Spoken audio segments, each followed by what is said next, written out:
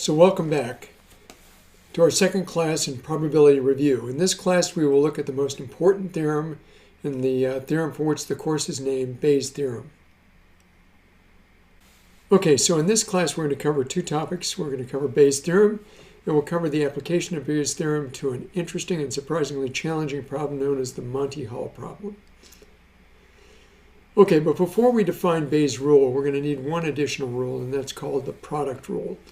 And the product rule comes directly out of conditional probability. Recall that conditional probability is the probability of an event B given event A, and that's equal to the probability of the event A and B divided by the probability of A. Well, if we simply multiply through by the probability of A, and then take the probability of A and B to the left-hand side, we get the product rule, which is the probability of A and B is equal to the probability of B given A times the probability of A, hence the name the product rule. Okay, with that additional definition, we can now define Bayes' rule, or Bayes' theorem. And Bayes' theorem is easily derived.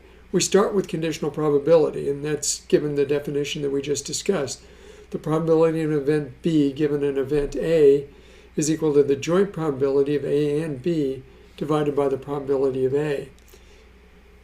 Okay, well, we can rewrite the numerator using the product rule as we just described it, and that's, therefore, we're taking the product of A and B and we're writing it in terms of the product of the conditional A given B and the probability of B.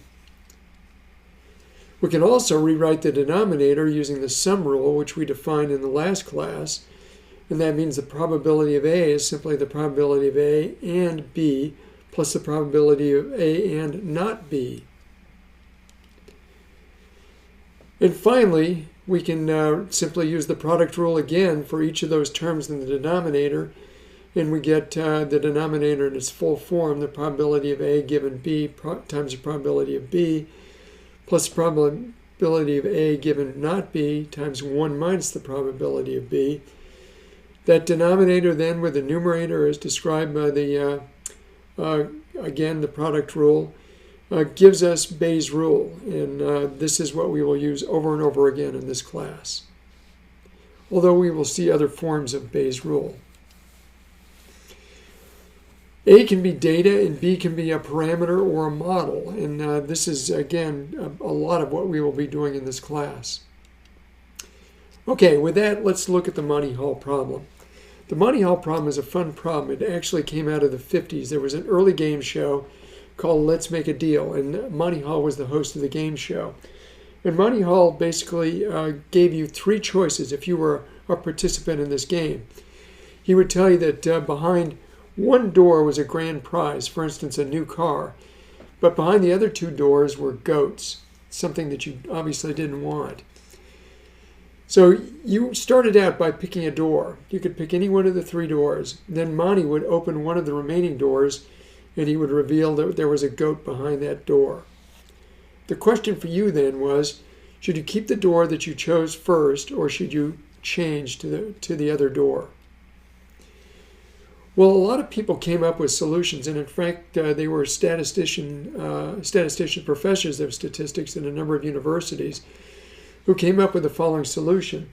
And so let's say that you chose, for instance, door 1, and that Monty Hall then opens door 3 and shows you that there's a goat behind it. So the question for you is, should you keep door 1 or should you change to door 2? Well, we can use our conditional probability formulation to say, okay, fine. We want to know if the award door, A, is 1, the one that we picked originally and that maybe we will keep and not change. So that's the probability that the award door is 1, given that the award has to be behind 1 or 2.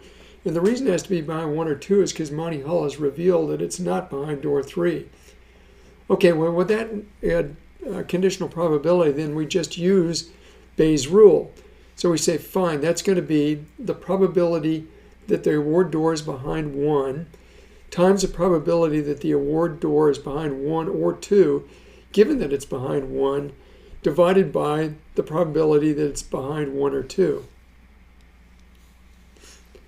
Well, the probability that it's behind door 1, well, originally we don't know which of the three doors it's behind, so that's easily seen to be 1/3. And the probability, the conditional probability that's behind 1 or 2, given that the award door is 1, well, if we know what the award door is 1, then clearly it has to be true that it's behind 1 or 2, so that must be a probability of 1. Similarly, the probability that it's behind 1 or 2, again, from the original starting condition, is 2 out of 3 because it's 2 out of the 3 doors, so it must be behind 1 of the 3, so the chance that it's behind either 1 or 2 must be 2 out of 3. So that gives us 0.5, which means that we can either keep the door that we have or change the door. And as I say, a lot of professors of statistics turn the solution in saying that that's the answer. Turns out it's completely wrong. Okay, so let's see how we actually formulate this and put it into Bayes' rule in a correct way. And this just indicates the how important it is to formulate the problem correctly in order to apply Bayes' rule. Okay, so let's again let A, the event A, be the award. We'll let M be the selection that Monty makes, so whichever door Monty selects, and C be your first choice, okay? So then we can write our conditional probability as the probability that the award door is 1, given that Monty selected door 3, and your first door selection was 1.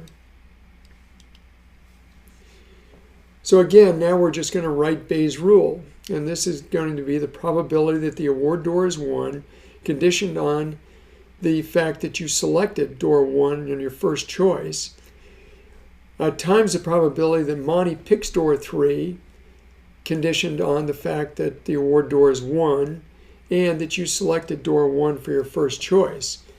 That's divided by the probability that Monty selected door 3 and you chose door 1 for your first choice.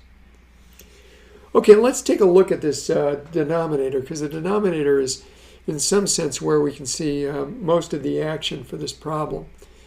So we've got 3 different probabilities. The award door is 1, the award door is 2, or the award door is 3. So there are 3 different possibilities. Similarly, Monty can choose door 3. Well, we know Monty chose door 3, so that's fixed. And we chose door 1 on our first choice, so that's fixed. So the only thing that's changing in these probabilities is which door contains the award, which door contains the car. Well, now, again, look just at the denominator for the moment. We can see that the first term in the denominator then is the probability that the award is in behind door 1. That's a 1 out of 3 chance.